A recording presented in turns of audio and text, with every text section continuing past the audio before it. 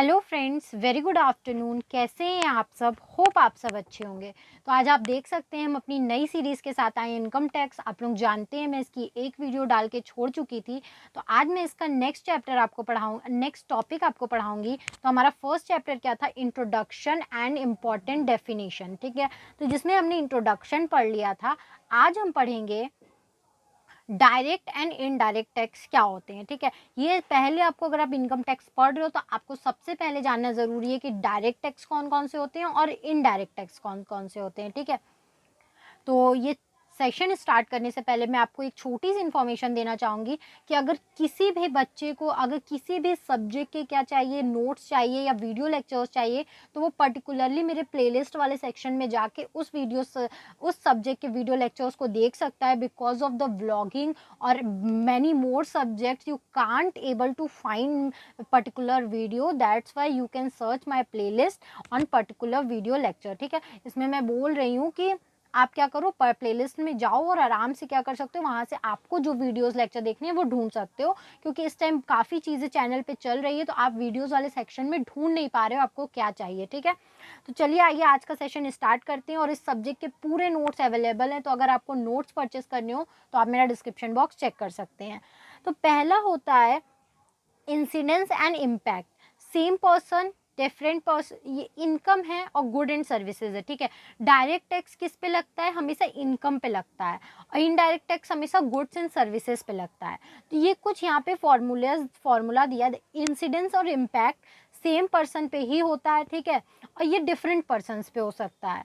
Pair and bearer, पे कौन करता है, लेता कौन, मतलब बियर पेयर कौन होता है और बियरर कौन होता है? तो सेम ही पर्सन होते हैं दोनों। ठीक है, पेयर और बियरर दोनों सेम पर्सन होते हैं। और इसमें क्या होते हैं, पेयर और बियरर डिफरेंट पर्सन होते हैं। ठीक है, जैसे उसका इंसिडेंस और इम्पैक्ट सेम पर्सन पे होता है, लेकिन गुड्स एंड सर्विसेज पे डिफरेंट पर्सन। अगर आपको इसमें अभी कोई भी कंफ्यूजन हो तो आप मेरा आगे का वीडियो लेक्चर देखिए आपको, और अभी इसकी पूरी सीरीज देखेंगे तो धीरे धीरे टैक्स आपका पार्ट कंप्लीट हो जाएगा, क्लियर हो जाएगा। क्योंकि इतनी टफ कॉन्सेप्ट्स होते हैं कि समझने में थोड़ा टाइम लगता है।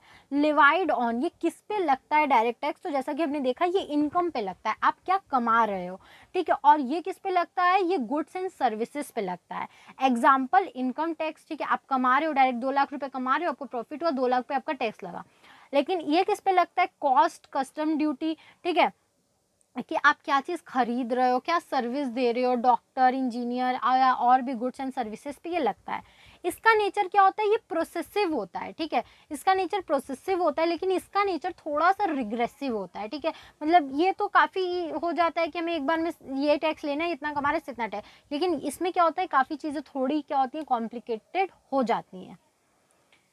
Constitutional validity of taxes. ठीक है, कि कॉन्स्टिट्यूशनली किस तरीके से वैलिड है टैक्स, मतलब किस लिस्ट में क्या क्या दिया हुआ है।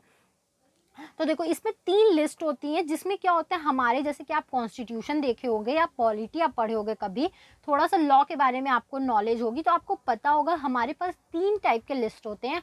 यूनियन लिस्ट, स्टेट लिस्ट और कंकरेंट लिस्ट। ठीक है, देखो ये क्या होता है, इसमें क्या चीज़ें होती हैं, इसमें ये लिखा होता है कि कौन क्या करेगा, टैक्स लेगा, और किस पर्टिकुलर सब्जेक्ट पे कौन कितना टैक्स लगेगा ये डिसाइड कर सकता है। ठीक है, क्योंकि स्टेट के सब्जेक्ट्स अलग होते हैं, सेंट्रल गवर्नमेंट के सब्जेक्ट्स अलग होते हैं, और एक होता है जिसका दोनों का सब्जेक्ट होता है। ठीक है, तो अपने स्टेट के लिए किस चीज़ के लिए टैक्स वो क्या कर सकता है, बना सकता है, अप्रूव कर सकता है। तो ये लिस्ट होती हैं, 3 लिस्ट होती हैं, इसी में सारी बातें लिखी होती हैं।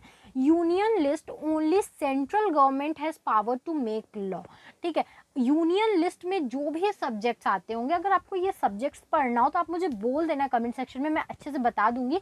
अदरवाइज आप गूगल कर सकते हो कि यूनियन लिस्ट में कौन कौन से सब्जेक्ट मैटर आते हैं। तो ओनली सेंट्रल, जो भी सब्जेक्ट लिस्ट होगी उस पर कौन सिर्फ और सिर्फ सेंट्रल गवर्नमेंट क्या कर सकता है, लॉ बना सकता है। फिर होते हैं स्टेट लिस्ट हमारा, only state government has power to make law. ठीक है, और ये क्या होता है, ओनली सिर्फ और सिर्फ स्टेट गवर्नमेंट क्या कर सकता है, इस पर लॉ बना सकते हैं। जो भी स्टेट सब्जेक्ट होता है उस पर सिर्फ और सिर्फ स्टेट गवर्नमेंट ही लॉ बना सकता है। कंकरेंट लिस्ट होता है बॉन्ड कैन पास बोथ, यहाँ पे देखो गलत लिखा है, बॉन्ड लिखा है, बोथ होगा, बोथ कैन पास लेजिस्लेशन, ठीक है। ये एक ऐसे सब्जेक्ट होते हैं जिसमें स्टेट और सेंट्रल गवर्नमेंट दोनों मिल के बैठ के बात करते हैं और कोई भी लेजिस्लेशन पास करते हैं। तो आई होप आपको ये वीडियो समझ में आएगा। एडवर्टाइजमेंट ऑफ टैक्स लॉज क्या करेंगे हम नेक्स्ट वीडियो में पढ़ेंगे, तो हम इसमें क्या करेंगे, ये लेक्चर हम यहीं पे ख़त्म करते हैं। तो आई होप आपको समझ में आया होगा।